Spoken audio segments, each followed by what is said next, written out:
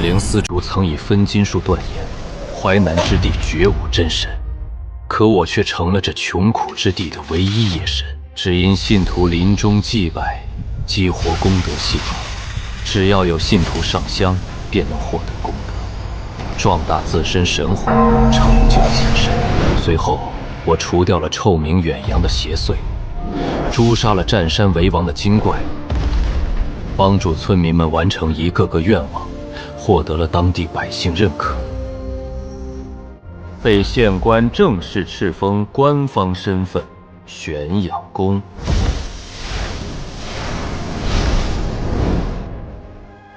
敕封典礼结束后，我命赤羽守卫九鹏山灵泉。赤羽，你且在此地为我守护灵泉。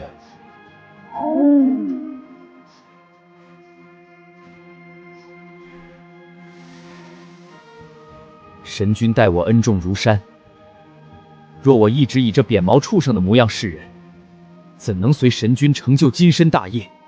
今日不化形，便成灰。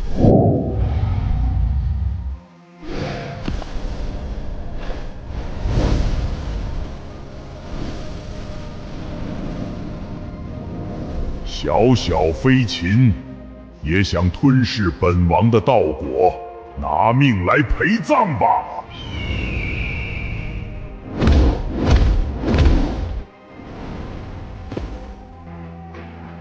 区区残魂，也敢在本座面前作祟！赐福神通，起！五雷诀，灭！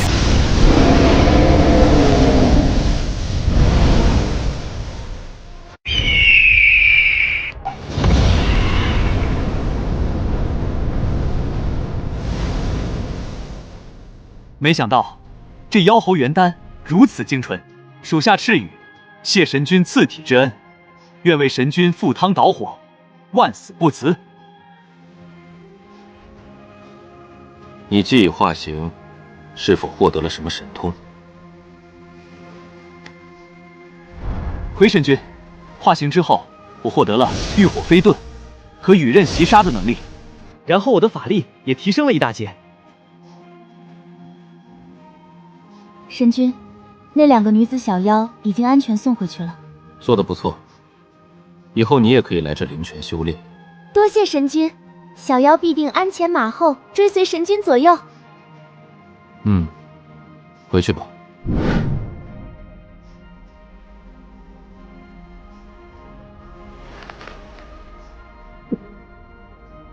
而在他上位，坐着一名身穿紫色神官服的中年男子。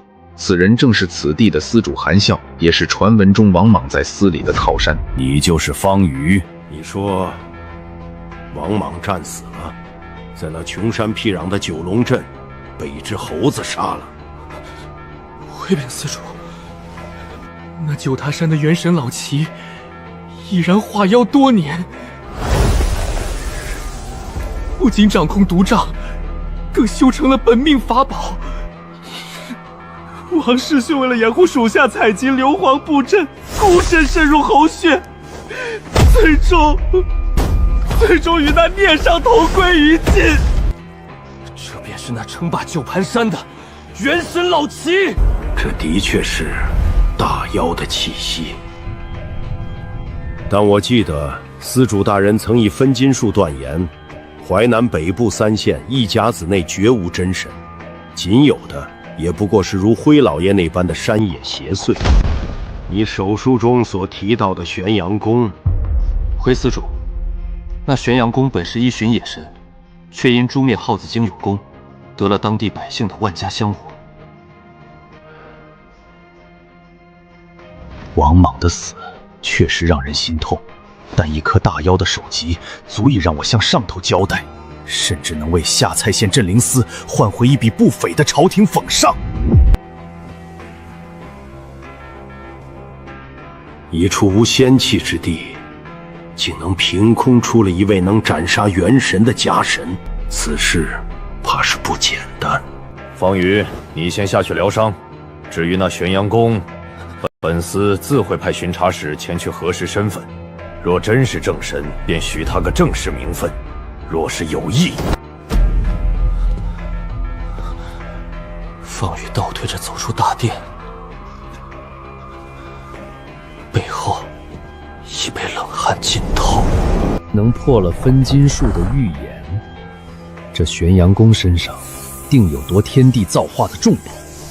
王莽，你死的倒也值了。下蔡县镇灵司藏经阁，方瑜在一排排落满尘埃的古籍中疯狂翻找，指尖掠过无数泛黄的纸张。他在灵泉水底看到的那些符文，如复古之居般刻在脑海中。终于，在一本封皮残破的禁忌宗派录中，他找到了那个令空气都为之凝结的标志。找到了，幽冥神教，这帮消失了数十年的疯子，竟然还没死绝。刘家村玄阳宫庙，方瑜一路快马加鞭，风尘仆仆地闯进大殿，而一旁站立着的红袍青年，化形后的赤羽，目光如炬，让方瑜心头不由一震。上仙，那口石棺的来历查清楚了，那是幽冥神教的手笔，石棺上的标志绝不会错。幽冥神教，细细说来。此教极其隐秘且狠辣，最擅长炼制名为汉札幼体的凶物。上仙在水底看到的石棺女尸，根本不是寻常尸首，而是被作为煞胎封印在灵脉之中的祭品。他们故意将煞胎沉入灵泉，企图借助灵泉阴阳交替、转灵为杖的瞬间，通过煞胎作为容器，让教中妖人的残魂借尸还魂。若非上仙施展驱邪神通强行移走石棺，再过一段时日，这方圆数里恐怕会化作一片焦土。怪不得那白猿对此关无可奈何，原来是涉及到了灵魂夺占的阴谋。看来这九龙镇的安宁只是暂时的。丁，检测到宿主破坏幽冥神教还魂大计，已引起该组织追魂使的注意，触发连环任务，神谕未到，彻底值1500，随机旋击神通一次。那石棺黑气被本座清除了，那幽冥神教必定会派人前来查看，届时你便将人引到我这儿来，本座要好好看看这幽冥神教的斤两。是，上仙。下蔡县午夜，一股阴冷的寒风穿过城门缝隙，原本守城的衙役猛打了一个寒战，却没发现两道如鬼魅般的黑影已悄然越过城墙，随后两道身影落在城内。这两人身披绘有白骨莲花的黑袍，这正是幽冥神教的追魂双使。邪隐阵在这里断了，老齐那个废物丢了灵泉不说，连圣教的煞胎都没守住。哼，在这下蔡县，能杀老齐的只有镇灵司那帮秃庸。去查查，看谁最近拿了元神的赏功。镇灵司分部内，方瑜正借着油灯翻阅公文，他胸口那枚金色的鲤鱼鳞片忽然微微发烫，那是他此前为玄阳宫办事时留下的感应。几乎同时，一股刺骨的湿气锁定了他的房间。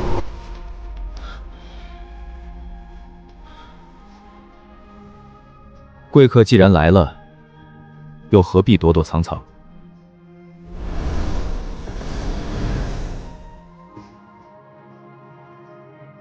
镇灵司的小道士，你身上有圣教煞胎的气息，说，石棺在哪儿？方瑜心中一紧，但他想起玄阳宫此前的交代，嘴角露出一抹不易察觉的弧度。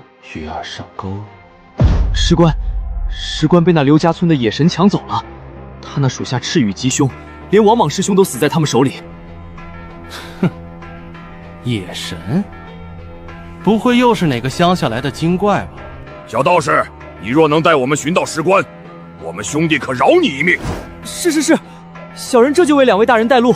九龙镇刘家村山口，追魂双使在方瑜的指引下，马不停蹄地赶往刘家村的村庙。然而，当他们踏入村口范围时，原本稀薄的雾气瞬间变得粘稠，甚至带上了一丝淡淡的神性威压。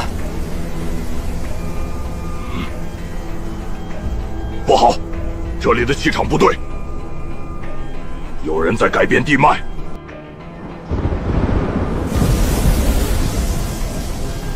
本座玄阳你们就是那邪教之人，哪儿来的野神？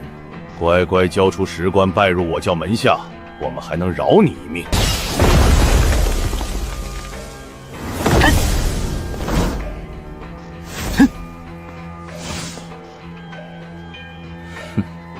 神君，跟他们废什么话啊？与此同时，一道红光自林间激射而出，却是化形后的赤羽赶来，与方瑜前后夹击。神君，跟他们废什么话啊？剑来，破，火来！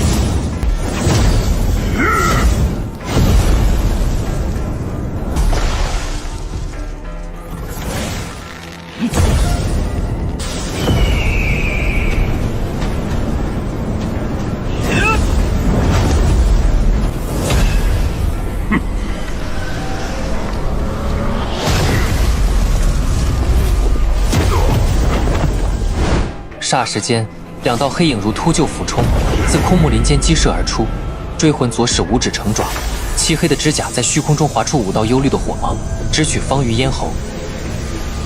一道赤红的火光从后方炸裂开来，挡住了这一攻击。孽障！尔等也配在神君面前放肆！周身妖火再次暴涨，它像是一颗流星，不给对手喘息之机。密集的拳影如暴雨般倾泻而下，每一击都震得骨盾裂为密布。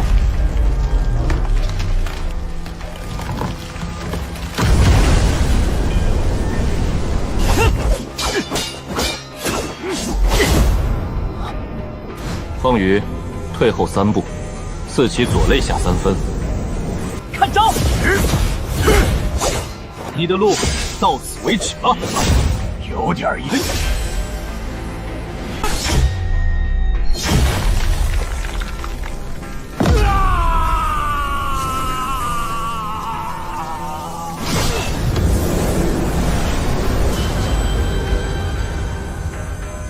去祭奠那口石棺里的冤魂。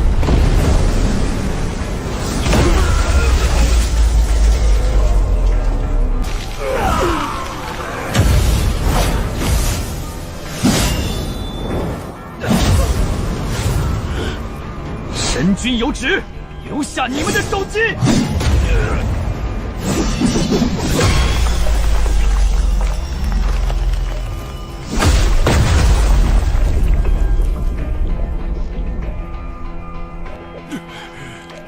见同伴受挫，追魂又是自知不敌，猛地咬破舌尖，喷出一口黑血洒在骨盾上，企图发动血盾之术逃离。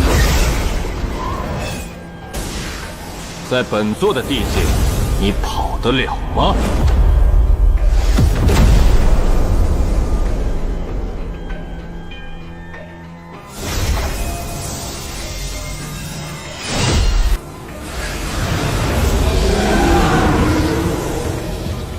混天刀法，断江。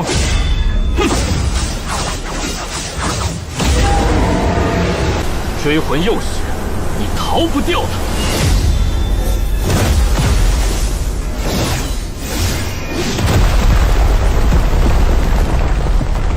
你的路到此为止了。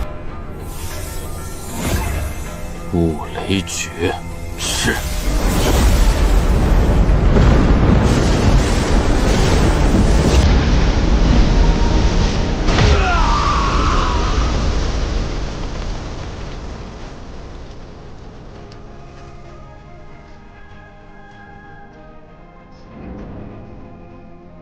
一切都结束了。战斗的硝烟逐渐平息，再次恢复了往日的宁静。赤羽收回妖力，面不红气不喘地走到那2堆灰烬旁，嫌恶地用脚尖踢了踢。神君，这2条走狗身上倒是带了不少稀罕玩意。战斗的硝烟逐渐平息，再次恢复了往日的宁静。赤羽收回妖力，面不红气不喘地走到那2堆灰烬旁，嫌恶地用脚尖踢了踢。神君，这2条走狗身上倒是带了不少稀罕玩意。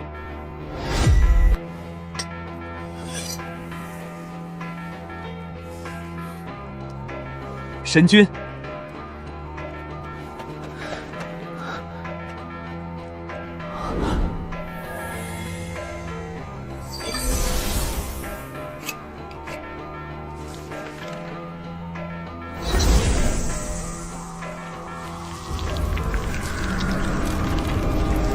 幽冥神教令追魂使轻启，煞胎已至九盘山灵泉，其内圣女藏魂，乃素心宗历代守护之秘。此女魂魄中刻有素心玄经之核心真意，务必确保尸气在3月内侵蚀其灵智。待7月半鬼门开始，长老将亲自降临，以此圣女炉鼎为引，夺舍而生。届时，淮南之地将再无正道，唯我圣教独尊。若有阻挠者，无论是官府还是野神，格杀勿论。素心宗圣女，那可是曾经的大派啊，竟然被他练成了煞胎。他们谋划的不仅仅是这口棺材，而是整个淮南的气运。既然信里提到了格杀勿论，那本座便在这里等着那位所谓的长老，看看到底是他的借尸还魂术厉害，还是本座的灵刀更锋利。九盘山的夜色愈发深沉，原本笼罩在灵泉周遭的阴森之气被玄阳宫那一刀彻底劈散。清冷的月光洒在石棺斑驳的纹路旁，赤羽正神色肃穆地立在一侧，守护着正在闭目调息的玄阳宫。就在此时，丁，检测到宿主成功击杀幽冥神教追魂使2名，保卫神域安宁，完成连环任务阴影下的反击，奖励功德值1500点，完成隐藏成就侠教克星，额外奖励功德值800点，当前功德值总计5490点。此前斩杀白猿老齐，也不过得了600点功德。看来这邪教妖人的因果，远比山间精坏要重得多。丁，宿主功德值突破5000点大关，系统商城已自动升级，特别奖励玄级神通通幽，通幽上通神明下达幽冥，可越过肉体藩篱直接沟通残魂灵体，并能强行介入目标之神魂梦境。先前忘气也只亏得模糊人影，如今这也是一扇通往残碎记忆的大门。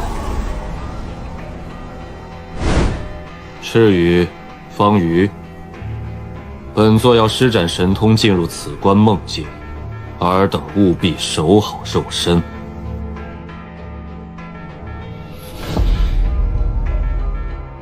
神君放心，属下即便粉身碎骨，也不让外物惊扰神君神魂。方瑜一时神情肃然，紧握青色长剑。小人定当竭尽全力。神君放心，属下即便粉身碎骨，也不让外物惊扰神君神魂。方瑜一时神情肃然，紧握青色长剑。小人定当竭尽全力。玄阳宫盘膝坐于石棺之前，右手轻扣在刻满符文的棺盖上，一缕金色的神魂之力渗透而入。刹那间，玄阳宫只觉得一阵天旋地转，眼前的灵泉山林尽数消失，取而代之的是一片漫无边际的飞雪。这是一片死寂的世界，在白茫茫的雪原中心矗立着一座已经崩塌了大半的汉白玉牌坊，牌坊上面隐约可见素心2字。牌坊之后是一名女子，她身着一袭圣雪的白衣，却被无数漆黑的锁魂链死死钉在残垣断壁之上。那些锁链上不断有暗红色的血光流转，那是幽冥神教种下的失火诅咒，正在一点点蚕食她最后的灵智。那女子缓缓抬头，原本空洞的双眼中浮现出一抹震惊。你是何方神灵，竟能入此幽冥死境？本座玄阳宫下蔡县九龙镇之神，你便是那素心宗的圣女。女子露出一抹凄然的笑，宛如寒冬中绽放的腊梅。素心宗早已在3年前便在那场血海中覆灭了。我叫苏清寒，本该在那日便生死道消，却被幽冥神教那帮妖人囚禁魂魄，炼成这煞胎。他们想用我的魂魄作为载体，去承载邪教长老的残躯。玄阳宫，你若真是此地正神，求你杀了我。杀了你，并非本座的行事准则。玄阳宫抬手，指尖凝聚出一道清纯的神力，那是神通驱邪的进阶运用。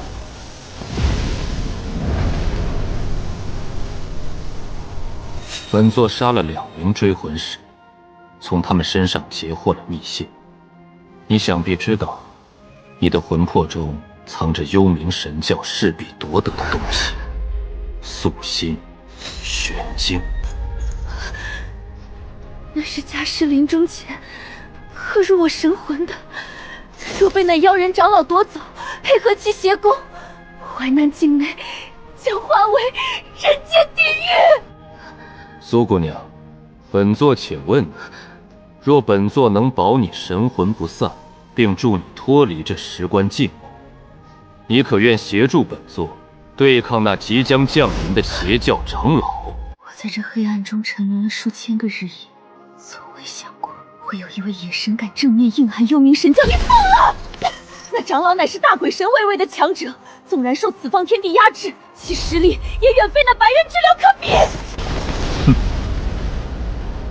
在本座的神域，哪怕是神龙也要盘着，恶鬼也要跪着。你只需回答本座，愿还是不愿？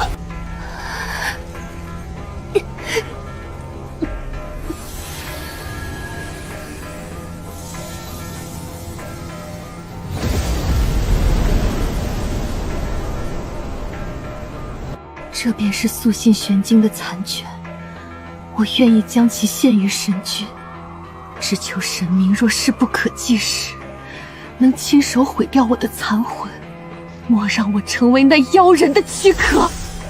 玄阳宫接住那枚玉简虚影，系统提示音再次响起。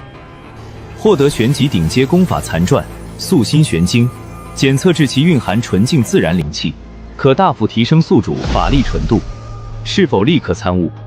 苏姑娘，且在石棺中静养，本座这就为你加持神力封印。短时间内，那些小鬼莫想再通过尸气侵扰你。玄阳宫盘膝，坐于青石之上。自获得玄级顶阶功法素心玄经残卷后，随着经文运转，他原本因杀伐而略显暴力的法力，在素心真意的洗礼下，逐渐变得圆润空灵。金光法相隐隐透出一股通透的琉璃之色，神魂之中通幽神通与旺气神通交织，让他对这方天地的掌控愈发的心应手。玄阳宫的法力纯度提升了不止一筹，连带着辖区内的草木都染上了一层淡淡的神性辉光。与此同时，下蔡县城门口原本喧闹的街道瞬间变得死寂，一队骑着赤火鳞马、身着经文黑袍的铁骑破雾而来，马蹄声如雷鸣。队伍中央是一顶由4名壮汉抬着的黑缎大轿，轿帘未动，一股沉重如山的威压以先一步笼罩了整座县衙。轿中坐着的正是镇灵司总部派来的巡查使魏长庚。下蔡县令于群额头冒汗，躬身立于路旁。下官于群参见巡查使大人，不知大人远道而来，有失远迎。于县令，本使听说你们这里出了一位能杀大妖、斩邪徒的玄阳宫，连本使麾下的神官王莽都死在了为国捐躯的路上。县衙内堂烛火摇曳，魏长庚高坐首位，手中把玩着方瑜呈上去的追魂双式玄铁令，那双鹰隼般的眸子死死盯着阶下的方瑜。方瑜此时后背已被冷汗浸透，但他脑中飞速转动着玄阳宫此前的交代。方瑜，王莽虽然跋扈，但分金术探过，此地并无真神。你在这封所谓的捷报里，把那野神夸得天花乱绽，莫不是你杀害同牢、勾结邪宿、编造出来的谎言？大人明鉴，借小人100个胆子也不敢欺瞒总部。王师兄确实是死于邪教伏击，若非玄阳宫险胜相救，小人此刻也已化作九麻山的一捧枯骨了。险胜？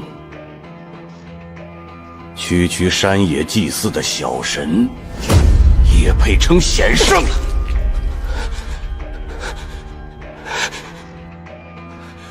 大人有所不知，那幽冥神教此番的大举出动，并非为了区九旁山，而是为了素心宗圣女的残魂。此言一出，原本气定神闲的魏长庚猛地站起，周围的桌椅被他周身爆发的气浪瞬间震碎。你说什么？肃心宗？当年那个被灭门后失踪了圣女的肃心宗？那残魂现在何处？神君果然料事如神。回大人，那幽冥神教想将圣女炼成煞胎，以此引诱长老夺舍，重建邪教根基。此等大事，邪教定然布下了天罗地网，仿佛用尽全身最后的一丝力气。如今，那盛放残魂的石棺正被玄阳宫镇压在灵泉之底。若能夺回圣女，那便是天大的功劳。但这玄阳宫为何要配合本使？方宇，那玄阳宫此举何为？玄阳宫乃此地正神，只求保一方百姓平安，不愿卷入朝廷与邪教的血雨腥风。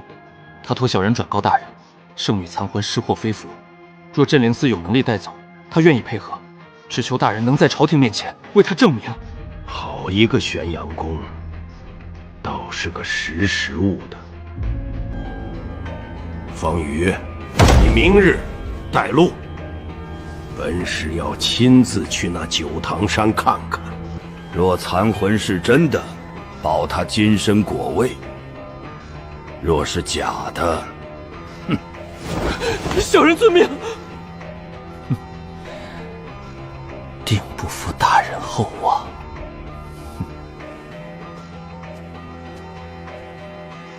走出县衙大门，方瑜抬头看向星空，嘴角勾起一抹弧度。他知道这把巡查使的利剑已经被玄阳宫引向了那即将降临的幽冥神教了。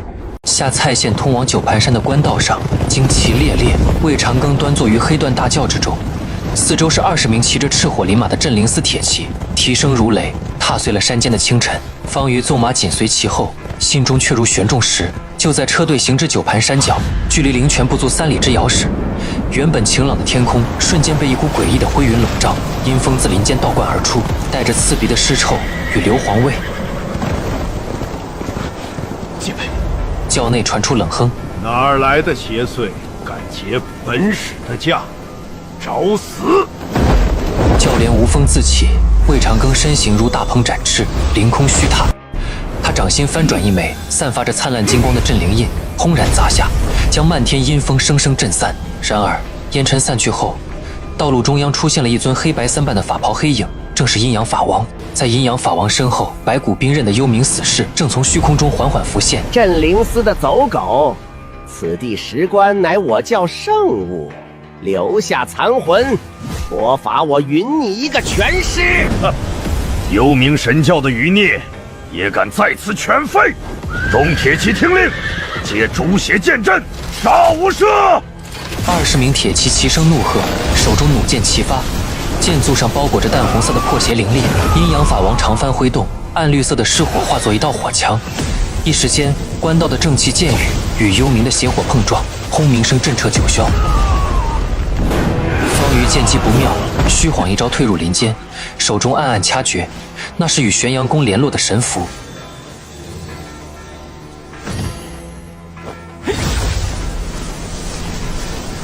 一道火红的残影自悬崖上一跃而下，人未至，炽热的妖力已将方圆100米的枯叶分为灰烬，化形成人的赤羽稳稳落在战场中心，眉心火焰纹章流转着淡淡的金芒。赤羽目光犀利，神君有旨，九坡山乃玄阳神域，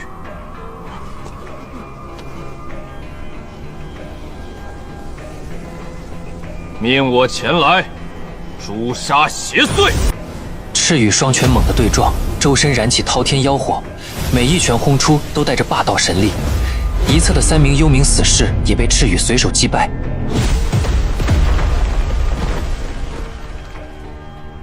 魏长庚目光阴锁，这就是方宇口中那个野神的随从，竟已化形成人形。看来那玄阳宫当真得了大造化。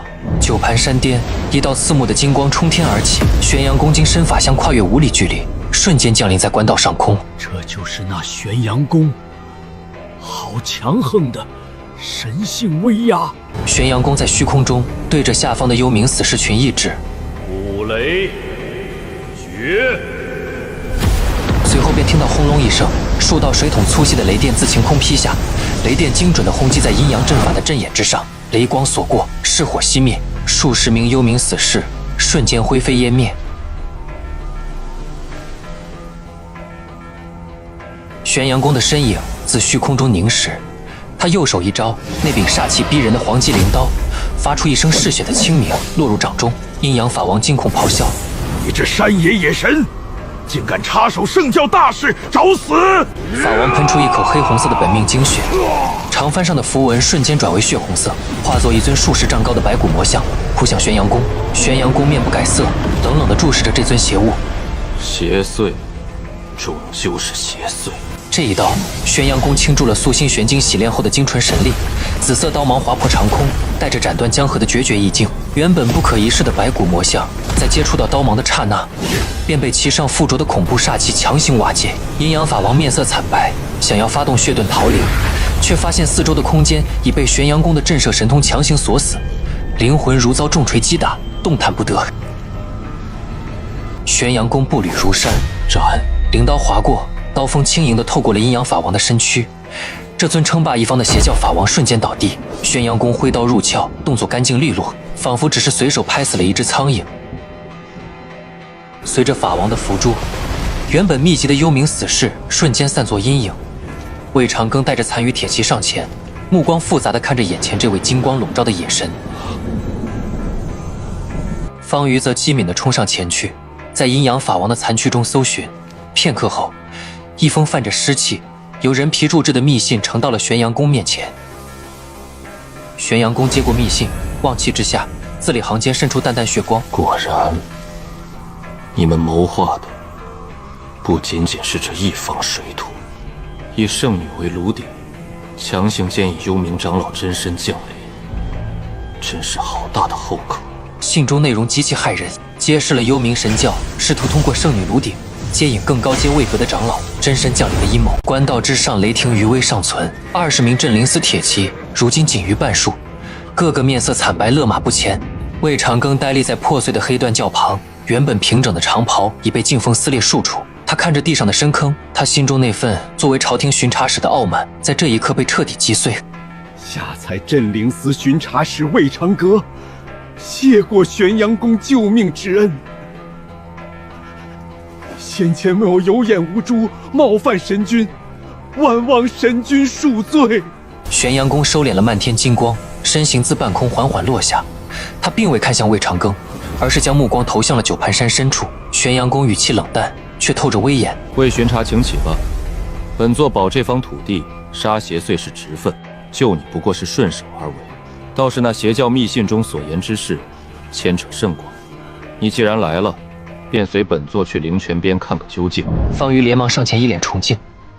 魏大人，神君心怀慈悲，那史官确实邪门的紧，若无神君镇压，后果不堪设想。在赤羽的引领下，一行人穿过曲折的山路，向九盘山核心地带进发。魏长庚跟在后方，越往里走，心中越是惊骇。这里的山水草木似乎都带上了一层淡淡的金灰。原本狂暴的灵气在跨入某一界限后，变得极其温顺且精纯。魏长庚是修行中人，他能感觉到体内的功法竟不自觉地加速运转，这分明是由于神域规则加持后的洞天福地之兆。魏长庚心中暗叹，这分明是洞天福地之兆。一尊弱小家神，竟能将荒芜山脉改造成如此神域。这玄阳宫的真实实力，恐怕早已触及了地方辅神的门槛。方瑜此言不虚，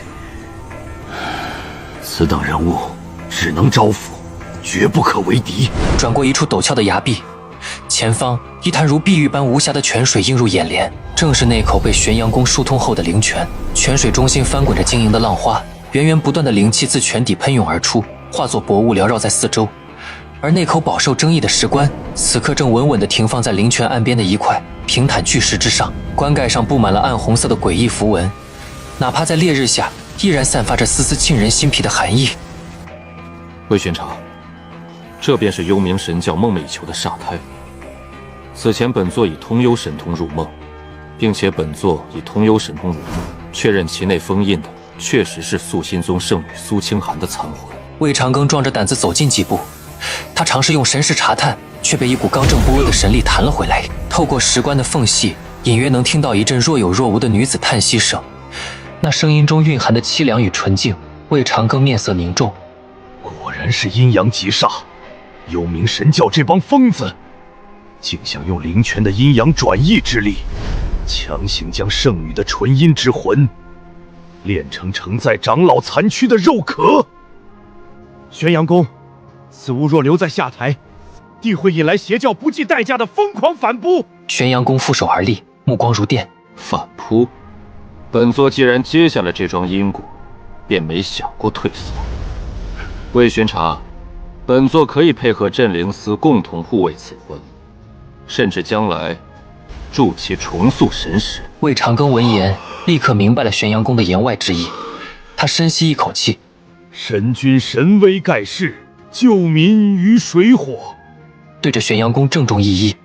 等此件事了，下官回城后，定当联名县令于群，火速上奏司主与朝廷，请求正式赤辰神君为下台护国玄阳公，享北部3县世代香火，地位等同于正五品朝廷命官。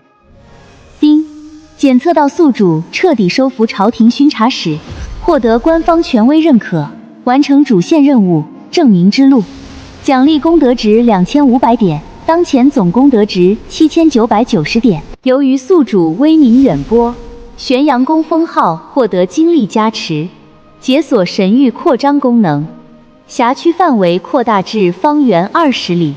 他看向石棺，脑海中忽然响起了苏清寒虚弱却清晰的声音：玄阳君，谢谢你。此人虽贪，但其身上的官服代表着龙气，能暂时压制石棺外的邪祟感应。请君务必保重，长老的真身比你想象的还要恐怖。苏姑娘放心，本座在这灵泉边为你留一处净土。魏长庚看着神色变幻的玄阳公，从今日起，这下蔡县的天真的要变了。九盘山巅，灵气如怒潮般在玄阳公周身激荡。他负手立于崖畔，俯瞰着方圆20里的辽阔辖区，心中沉静如水。斩杀阴阳法王之威，加之巡查是魏长庚的臣服，为他带来了前所未有的巨额功德。他微微合目，意识沉入那片浩瀚的系统商城之中。此刻的功德总值已达到了惊人的7990点。玄阳公心中默念：系统开启神域建设模式，兑换玄阳神宫主体建筑，升级9盘灵泉禁制，并换取阴阳混元大阵。随着2声清脆的系统提示音，整座九盘山发出了沉闷的轰鸣声。原本简陋的山间屋舍，在一道耀眼的金色神光中轰然崩解，取而代之的是一座依山而建、气势恢宏的宫殿区。琉璃瓦在阳光下折射出如梦似幻的紫金光芒，主殿上方玄阳神宫4个大字蕴含着凛然不可犯的神威，那是系统赋予的规则之力。寻常邪祟只需望上一眼便会神魂俱灭。神域建设清单：玄阳神宫地级初步，耗费功德2500点，神居之所自带辟邪静心加持。阴阳混元大阵耗费功德3000点，以灵泉为阵眼，八卦镜为阵心，笼罩方圆20里。神域显圣法相耗费功德500点，可使法相跨越辖区，显化于信徒梦中或庙宇之上。灵泉之畔那柄黄级灵刀被玄阳公掷向泉眼中心，与其一同悬浮的还有那块从白元老七手中夺来的黄铜八卦镜。随着阴阳混元大阵的激活，一道黑白相间的太极光幕自灵泉升起，迅速向整座九盘山脉蔓延。石棺内的苏清寒原本受惊的神魂，在这股温润且浩瀚的中正之气安抚下，竟渐渐平复了下来。神君，这阵法竟然完美融合了此地的阴阳转异之气。以此阵镇压，幽冥长老除非真身降临，否则绝无可能感应到我的方位。这只是开始。苏姑娘，你且在阵中温养，玄阳公对站在身旁的赤羽吩咐道：“赤羽，传本座谕令给刘父和方瑜，开启朝圣之路，官民共济。”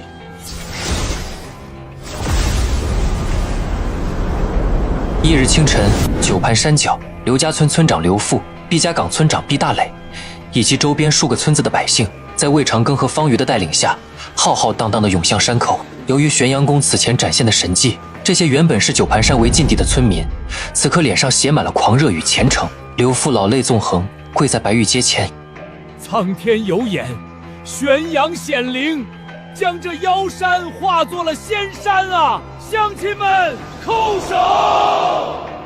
数千百姓齐齐跪拜，其势如排山倒海。随着众人参拜，无数道肉眼难见的金色信仰之力自他们头顶升起，如百川归海般汇入山顶的神宫之中。此时，神宫大门洞开，化形成人的赤羽威风凛凛地立于殿前，其散发出的强大气息让魏长庚心中又是猛地一跳。赤羽声音响彻云霄：“神君有旨，凡心诚者，皆可入宫礼拜。灵泉之水，赐予老弱病残，洗礼百病。”当百姓们走进恢宏的神宫大殿，看到那尊高耸入云的金身法像时，原本细小的议论声瞬间消失。玄阳公的身影出现在法像之上，他浑身散发着琉璃色的光泽。本座玄阳受敕封为下蔡护国之神，尔等安居乐业，本座自保此地风调雨顺，邪祟不入。玄阳公抬手挥洒，一束束蕴含着素心玄晶、生机能量的神光在大殿内散开。那些身患顽疾的百姓，在神光洗礼下，无不感到如沐春风，病痛顿消。站在人群后的魏长庚彻底看呆了，这种规模的信仰反馈，这种举手投足间的改天换地，这哪里是什么弱小家神？这分明是以得天命眷顾的真神降世。大人，这就是您要证明的下蔡护国公。您看，这敕封是不是该再往上提一提？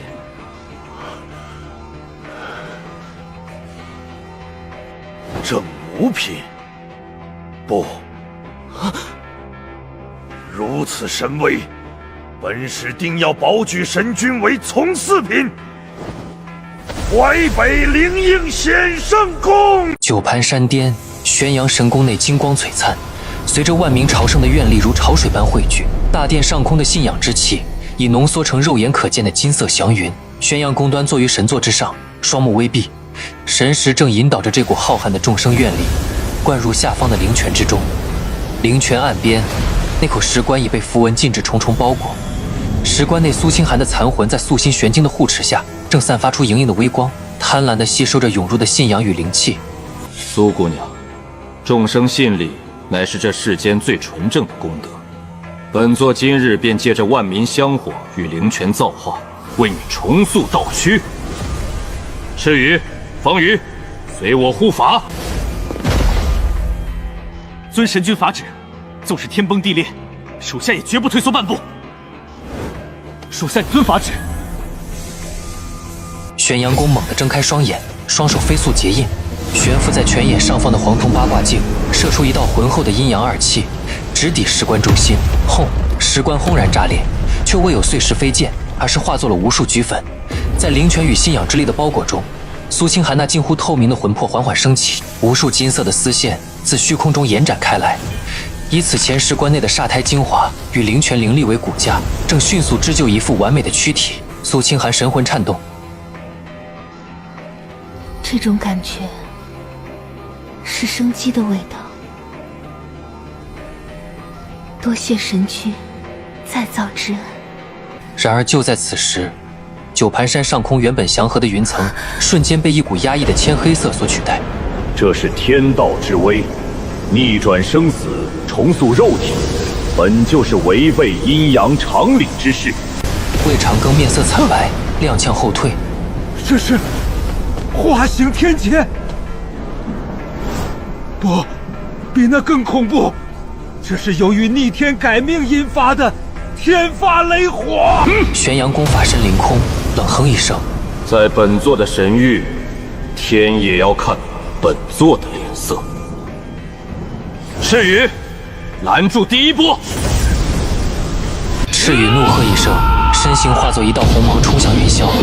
他周身燃起滔天妖火，与第一道落下的雷霆狠狠撞在一起。砰！赤羽闷哼一声，自半空坠落。但那道天雷也被他这一枪之威强行削弱了大半。紧接着第二道、第三道紫色雷霆如怒龙下凡，直劈神宫主殿。玄阳宫神色冷峻，右手虚空一招，那柄缠绕着紫色刀芒的黄金灵刀落入掌中。混天刀法，断香阵。玄阳宫横刀劈向长空，紫色刀气夹杂着杀气，与素心玄经的神力化作一道巨大的半月形屏障，将下坠的雷霆生生截断在神宫之外。